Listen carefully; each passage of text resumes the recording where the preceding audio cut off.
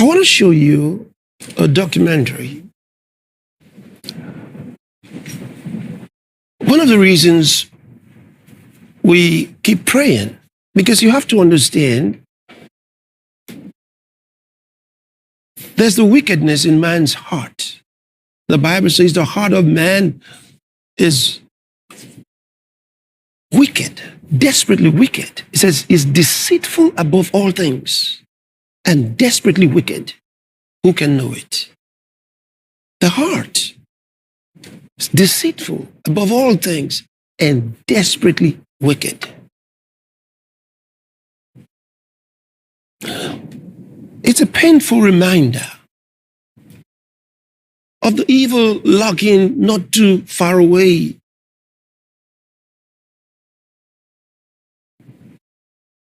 All you have to do is look, and there's evil out there. Who's planning what?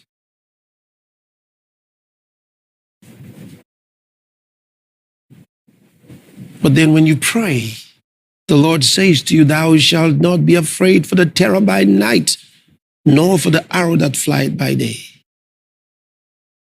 It tells you.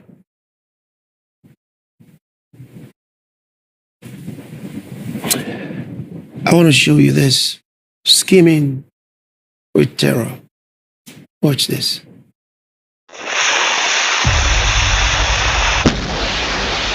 War is no longer fought with standing armies. In the 21st century, the most devastating weapons are not missiles, but the very elements of the earth itself. Terror.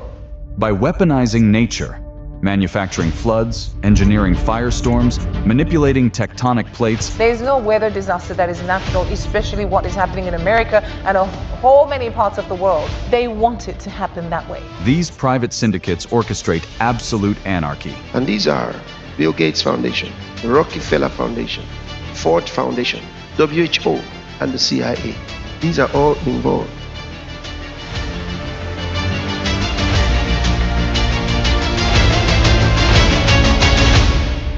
In 2010, the Rockefeller Foundation published Scenario for the Future of Technology and International Development, wherein they outlined 4 different ways of achieving their goals, which they wrote, once crossed, these axes create a matrix of 4 very different futures.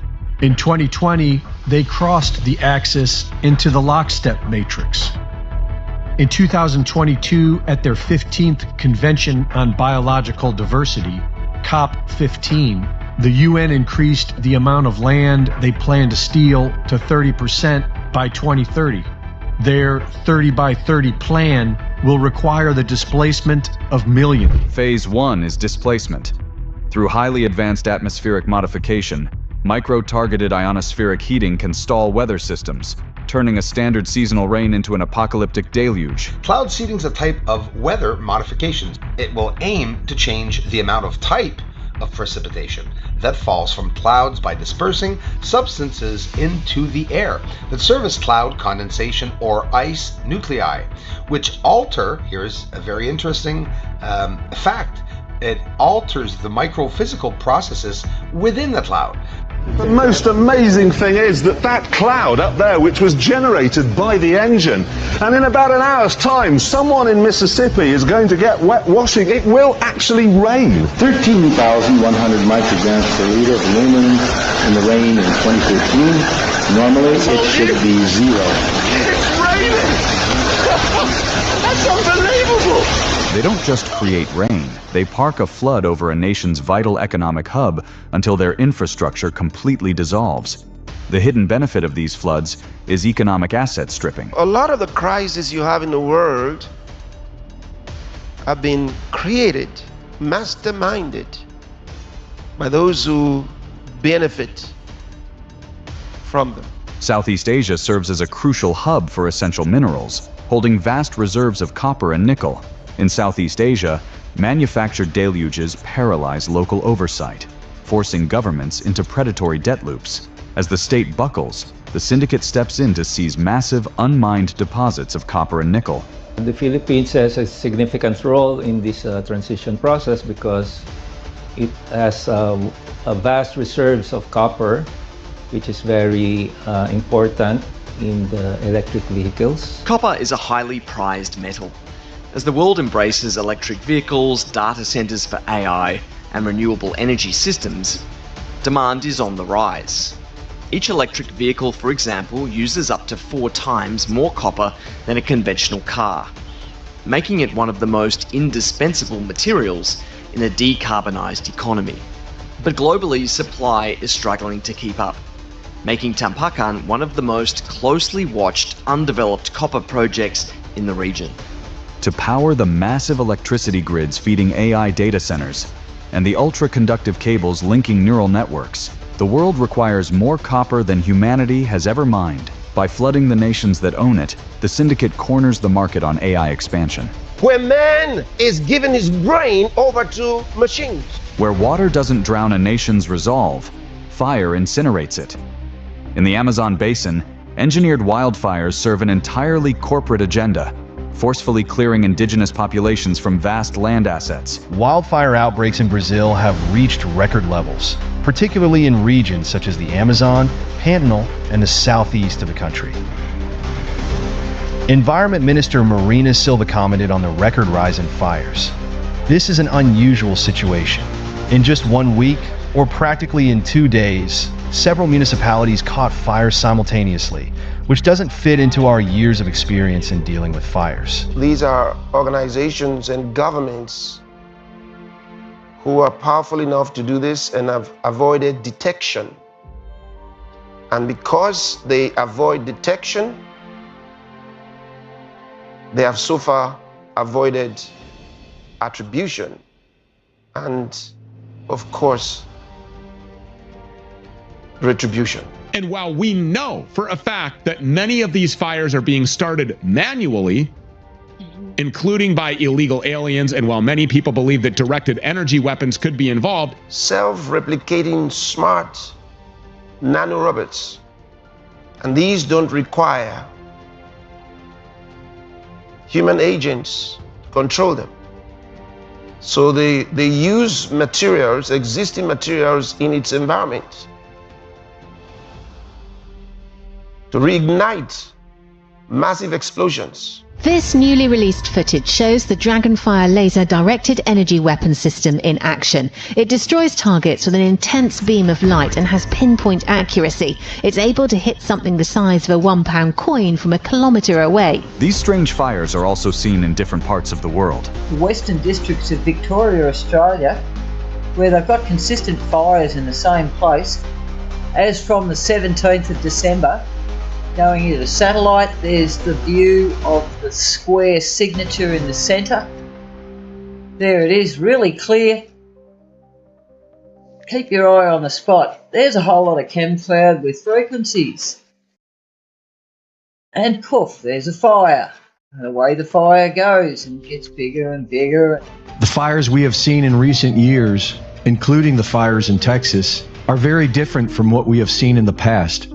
They often selectively spare the trees while burning the infrastructure into a powdery ash footprint. These lands are been reset and reclaimed to make way for their smart prison. And the common theme with these cities is that they will be wrecked by natural disasters such as floods, wildfires, hurricanes, tornadoes, or any other event.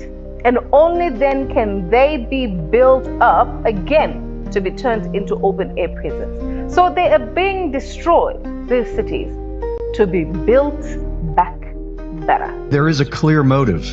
The United Nations have openly announced plans to clear the lands of people and move them into smart cities. Starting with Agenda 21, a map which shows designated off-limits to human areas lined up with the 2008 California fires. 9 years ago, planning was announced for smart cities to be built on Maui, but the most coveted property was owned by natives whose families have lived there for generations prior to Hawaii being annexed by the US. In August of 2023, Maui was devastated by highly suspicious fires. Roads were blocked off to keep residents from escaping, and the US government gave survivors a mere $700 per household. A conference in April of 2023 met in Viña del Mar, Chile, to provide the municipality with support in the transfer of knowledge about the theory and solutions of smart cities. A year later, Vina del Mar was ravaged by fires. It was blamed on climate change, and in 2022, Amarillo, Texas was reported to be the #1 area under the radar for the Texas housing market under the United Nations Vision 2045. On February 26th, the biggest fire of Texas broke out in this same area. Vision 2045 is the latest iteration of the United Nations plan to seize control of 90% of the land and limit people to 15-minute cities. You have not seen the likes of what they want to do. And don't you think about the little smart city thing that some designers are putting up there. No, that's just the cover-up. This is Satan's evil plan. For years, the weaponization of the Earth's crust was dismissed as fringe paranoia. 6 significant earthquakes occurred in a rapid 48-hour window struck Japan, Papua New Guinea, Venezuela, the United States, and the Philippines. This is really cruel. Before the Venezuela earthquake struck, multiple laser beams scanned the ground. Overnight, urgent search and rescue in Venezuela. 2 massive seismic shocks struck north-central Venezuela within a mere 39 seconds of each other, paralyzing the country in the strongest seismic event it had seen in over a century. It is not normal, in fact, it is rare for major earthquakes to hit back-to-back, because the first earthquake usually acts as a pressure relief valve. Dr. Agnew experienced the power of ELF waves firsthand back in the 1980s. He was hired by an energy company to locate oil and gas using the same kind of ELF waves at much lower frequencies to carry out his search. It's a process called Earth tomography. But during one particular incident, Dr. Agnew believes his use of HAARP-like ELF waves accidentally triggered an earthquake. Dr. Agnew demonstrates how he may have triggered the quake. This is a scale model of what the area looked like in Oregon when we scanned for oil and gas in 1987. This strata right here represents the megathrust area underneath the ground. The rock represents the potential energy set up in the ground from a tectonic stress. What we're going to do is introduce ELF waves and demonstrate that it can in fact trigger an earthquake. In this case, Dr. Agnew is using a stereo speaker to produce the ELF waves needed for his demonstration. ELF waves, extremely low frequency waves, are just like a subwoofer. In your car, you can actually feel the vibrations through your body. ELF waves are the same way. They vibrate the earth, and at right resonant frequencies, they can have devastating effects. When the speaker is activated, ELF waves begin to emit. Tiny vibrations in the sand are detected. Then a few seconds later, the rock representing the fault line shifts. As you can see, in a very few seconds, the resonant frequency built up in our model released the potential energy in the rock. That concussion, on a real scale, would have been felt for 100 miles. These conditions are already set up in the ground. All it takes is the activation energy to make the release happen. This is a small scale, and we're only using 30 watts in this scale. When HAARP's broadcast array in Gakona, Alaska sends pulses of ELF waves into the ionosphere, the waves get reflected back down and pass through the Earth and ocean. If 3.6 million watts of ELF waves were purposely or accidentally aimed at an already unstable fault line, it could, according to Dr. Agnew, cause a tremendous earthquake. When the massive earthquake occurred in Turkey in 2023, the ionosphere was heated up, causing a bizarre formation in the sky. Now, what you're seeing on the screen right now is an actual image of what occurred over Venezuela before and during the earthquake. By triggering a massive humanitarian crisis that left over 1,700 dead and thousands missing overnight. The precise hidden benefit of the Venezuelan tectonic strike is unparalleled resource dominance for the upcoming Silicon Age. Silicon are used in the construction of semiconductors, processors, and memory chips, which are the backbone of AI hardware. Venezuela sits on the largest proven oil reserves on Earth, over 300 billion barrels in the Orinoco oil belt, providing immediate energy sovereignty to whoever controls it. But the deeper heist lies in the Orinoco mining arc.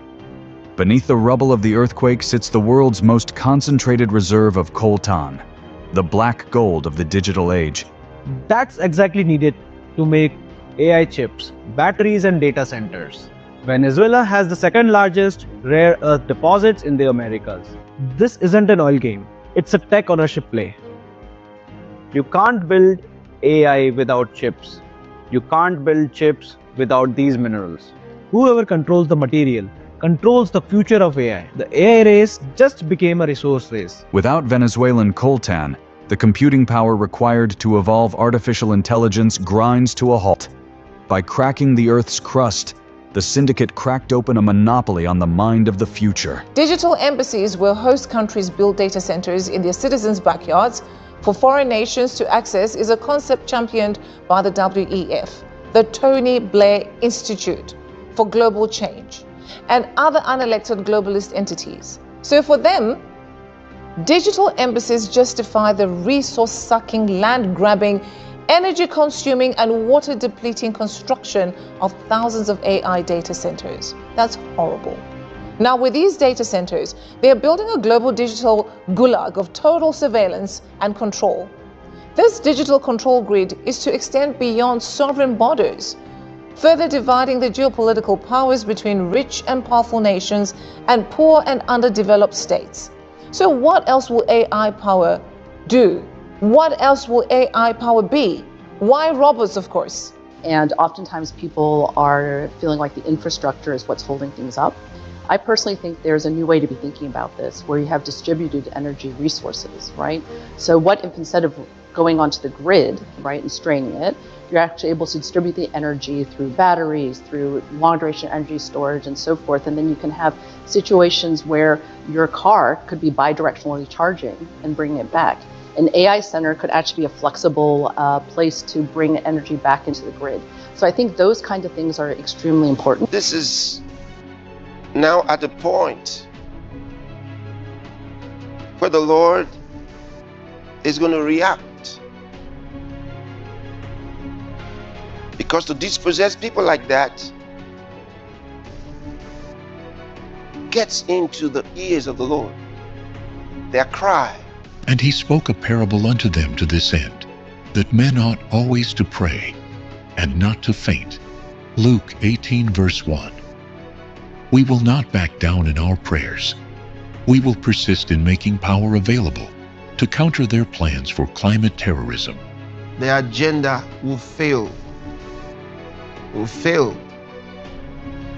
As it is failing already.